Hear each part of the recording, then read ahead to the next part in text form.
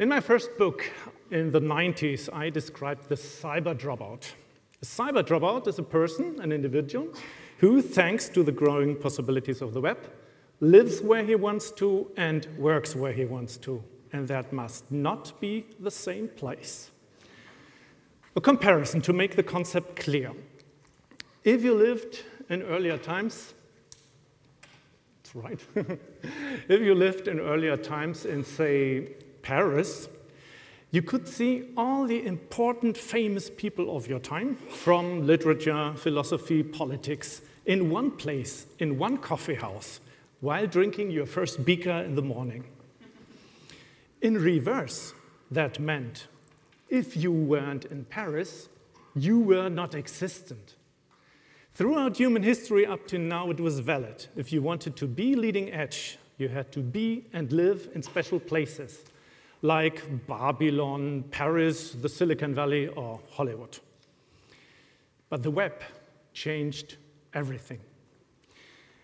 If you would like to live in the icy heights of the Himalayan, to enjoy your yoga sessions in a very profound way every day, and be a top trader in the global financial markets, you now could do so.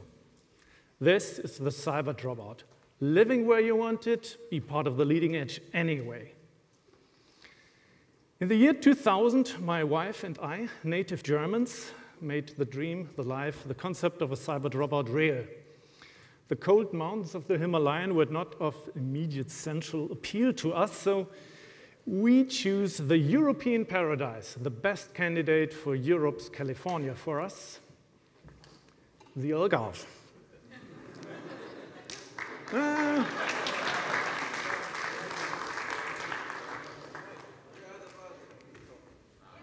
That seems to be a little bit more like the Algarve, okay? And so, how does the concept of a cyber dropout work in practice? Okay, well, in a way, fine. I'm working in the digital field. I'm producing Web 2.0 solutions for companies like Audi, General Motors, and IBM. And from the Algarve, I'm producing, creating podcasts and video shows which train thousands of people in the field. But if I want to see my clients or partners, I have to fly to Germany or Austria, because that's where the business is. And for an attractive, creative place, it should be the other way around. Talent should go to the place and not from the place. And I'm not alone. Lots of my cyber dropout friends here in the Algarve, from the Netherlands, Germany, or Great Britain, who are well-educated, full of energy and experienced, have to work outside the Algarve, but want to live here. The other point is that the Algarve is a little bit more the Florida of Europe than it's California. Most étrangers living here have already made their money. They just enjoy life here. They don't use their talent here. Face it, it's Cliff Richard from the 60s living here. And not my fellow German European Song Contest winner, Lena. But there was a time when this was different. When the Algarve was the creative hotspot, the Cape Canaveral of the Renaissance, the starting point of world trade. And I love to live here, so how do we change it? How could we once again become an attractor for cyber dropouts? Some ideas from my creativity and innovation research could help. I think that in the heart of every creative structure, be it a company, a city, or a region, lies an explosive combination of an incubator and an attractor. A true incubator starts with an open question of us humans. And to that, it gives radical new answers.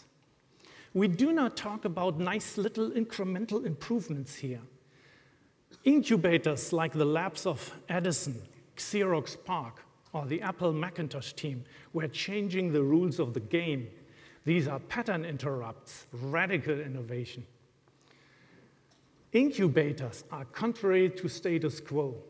They start as anti-movements, like Hollywood. And to achieve this, they combine a lot of crazy but talented people of wide variety in one place and close it to the outside of old solutions. The attractor is a concept from chaos and complexity theory. It is the structure giving systems in chaos a new form, like a wave which gives water molecules their direction. In creativity, an attractor is the structure which spreads new solutions to the world, inspires people to use them, invent new things with them. And from that point on, talent streams back into the attractor to be part of the next thing. An attractor is Hollywood spreading the myths of movie. It's the Silicon Valley spreading hardware and software. And it's the radio stations of early 20th century Chicago which spread jazz. As I said, you once had this structure. In the 15th century, the best talent of navigation, cartography, and naval technology was focused here in the Algarve as an incubator. And the radical new solutions spread over the world, inspired the ships and the trade of all the others, and brought back fame and fortune for Portugal, the attractor. So, what about such an attractor incubator thing once again here in the Algarve? As I said, it has to start with open questions of humanity. There are lots of chances, possibilities, and open questions of the future in media and technology, in art and society.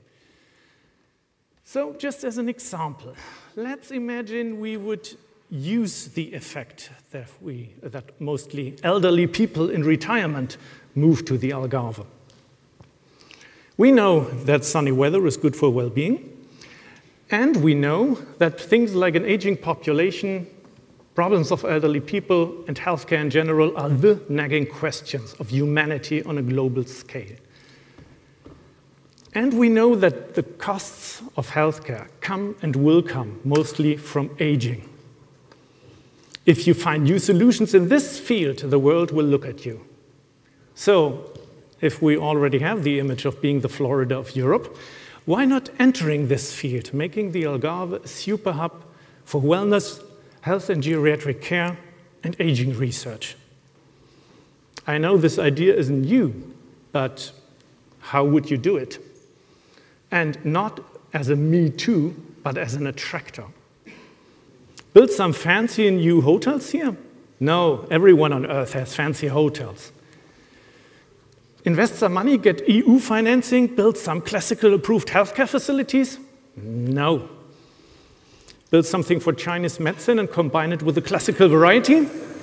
No, this combination already exists at other places in Europe since 20 years. Okay. Build some nifty retirement complexes? No, that's old-fashioned. All these ideas are clones. That's boring, not attractive. It has to go to the core, giving really radical new answers and spread the knowledge over the world. So again, how would you do it? Found an incubator.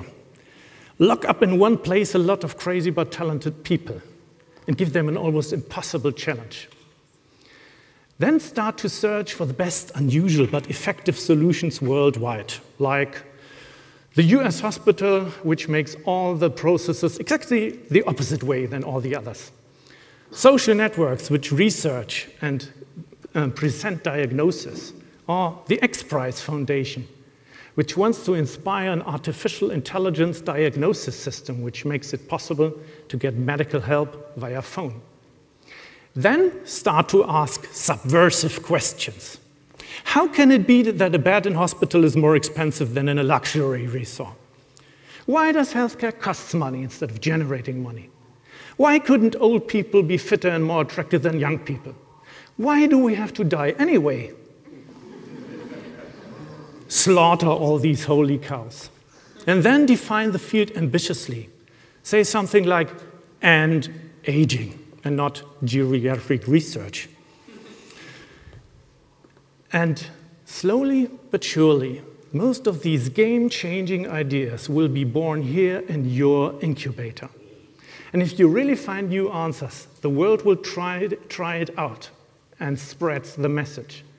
Your attractor takes off. It may not be this field of aging research for the Algarve. It may be the next super hub for media, for management theory, or researching the human mind. But you will know when you have created the next attractor. We have succeeded when in the future, if you ask a young person somewhere on this globe who wants to enter this field where to go for, you see this special sparkle in the eye, and you hear, I'm going to the Algarve because that is the place to be. Thank you.